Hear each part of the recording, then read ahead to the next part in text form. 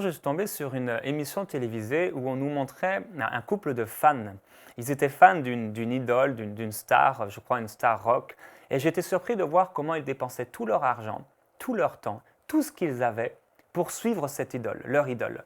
Et quand j'ai regardé ça, je me suis posé la question, mais finalement, dans l'Église, beaucoup de gens sont juste des fans de Dieu. Et on peut se poser une question, et j'aimerais vous poser une question. Êtes-vous simplement un fan de Dieu ou un ami de Dieu? Et il y a une grande différence. La Bible dit dans Exode au chapitre 33 au verset 11, « L'Éternel parlait avec Moïse face à face, comme un homme parle à son ami. Puis Moïse retournait au camp, mais son jeune serviteur Josué, fils de Nun, ne sortait pas du milieu de la tente. » Et quand on regarde comment vivent les fans et comment vivent certains chrétiens, on réalise que les fans et les chrétiens vivent souvent une vie similaire. Le fan adule la personne de qui il est fan, et vous l'entendrez dire par exemple « j'adore cette personne ». Donc il y a une adoration qui est là. Le fan peut avoir des posters, des t-shirts, des casquettes, des CD, des livres, des produits de son artiste préféré. Le fan connaît énormément de choses sur la vie de cet artiste. Le fan sait ce qu'aime son artiste, il sait ce qu'il déteste, il connaît un peu ses façons de penser, sa façon de voir les choses. Si son artiste passe dans sa ville, alors le fan va tout faire pour aller dans sa ville. Il va se déplacer, il va peut-être payer même un transport s'il passe à quelques centaines de kilomètres de chez lui. Ça, c'est le fan. Lorsqu'on entre chez le fan, on ne peut pas sortir de chez lui sans savoir de qui il était fan. On voit des posters, il nous parle de son idole, et les enfants en parlent aussi, on voit des choses qui lui appartiennent, et ça c'est la vie d'un fan. Et quand on voit les chrétiens, on peut voir qu'ils adorent Dieu, entre guillemets, ils ont des choses de Dieu à la maison. Quand vous allez chez eux, ils vont vous parler de Dieu, ils vont faire toutes sortes, ils peuvent avoir des Bibles, ils peuvent avoir des livres chrétiens, ils peuvent connaître un peu les pensées de Dieu, ils peuvent un peu savoir ce que Dieu aime, ce que Dieu n'aime pas. Mais ce qui est triste, c'est que dans 99% des cas, l'idole ou la star ne connaît pas son fan. Et souvent, on pourrait dire que quand on est juste fan de Dieu, Dieu ne nous connaît pas. Et Dieu ne veut pas qu'on soit juste fan de lui, mais Dieu veut qu'on soit son ami. Et la leçon à retenir, c'est que oui, on peut dire qu'on adore Dieu. On peut dire qu'on peut parler de Jésus à tout le monde même. On peut avoir des livres chrétiens, avoir une Bible, avoir un calendrier biblique dans notre toilette ou dans notre cuisine. On peut écouter de la musique chrétienne, aller à l'église, écouter Dieu, mais ça ne fait pas de nous forcément un ami de Dieu.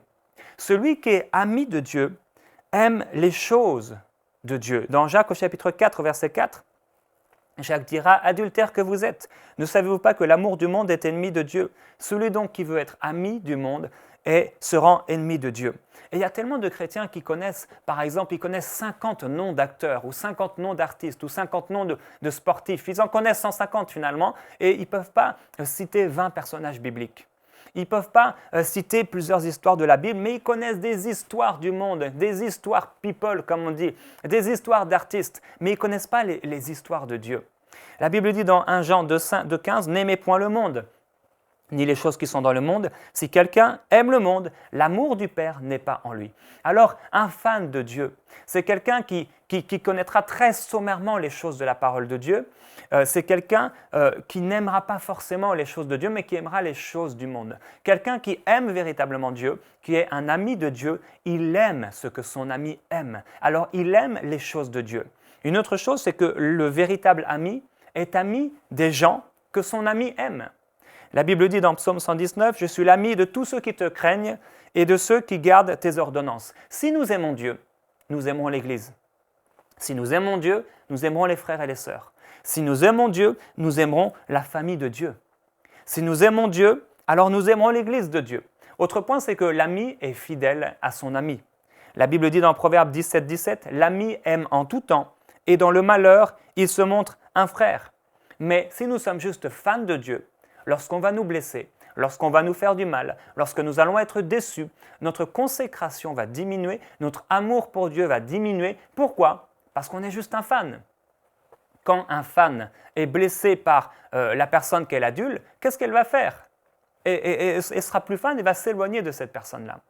Alors, le véritable ami est fidèle à son ami. Et si nous aimons véritablement Dieu, nous serons fidèles à Dieu.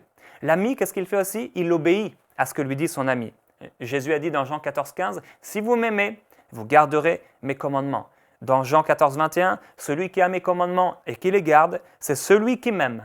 Et celui qui m'aime sera aimé de mon Père, je l'aimerai et je me ferai connaître à lui. » Alors, il est impossible de dire qu'on est ami de Dieu, qu'on aime véritablement le Seigneur en vivant et en demeurant dans le péché. La Bible dit dans 1 Jean 4,20, « Si quelqu'un dit « j'aime Dieu » et qu'il haïsse son frère, c'est un menteur. Car celui qui n'aime pas son frère, comment peut-il aimer Dieu qu'il ne voit pas? » Et si nous avons de la colère contre les gens, si nous sommes en colère contre les gens, Dieu nous dit, nous ne sommes pas en train d'aimer Dieu. Alors le véritable ami de Dieu obéit à Dieu. Et si nous aimons véritablement Dieu, nous obéirons à Dieu. Autre point, c'est que l'ami a confiance en ce que dit son ami.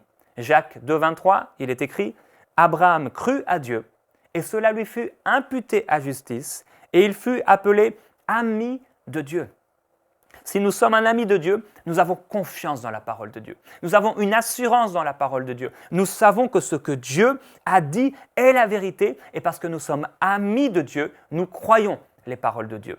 Si nous ne sommes pas juste un fan, mais si nous sommes un véritable ami de Dieu, alors nous connaîtrons intimement notre ami. Et c'est ça la grande différence. Un fan ne connaît pas intimement son ami. Un fan de Dieu ne connaît pas intimement le cœur de Dieu. Alors depuis combien de temps Dieu ne vous a-t-il pas parlé personnellement?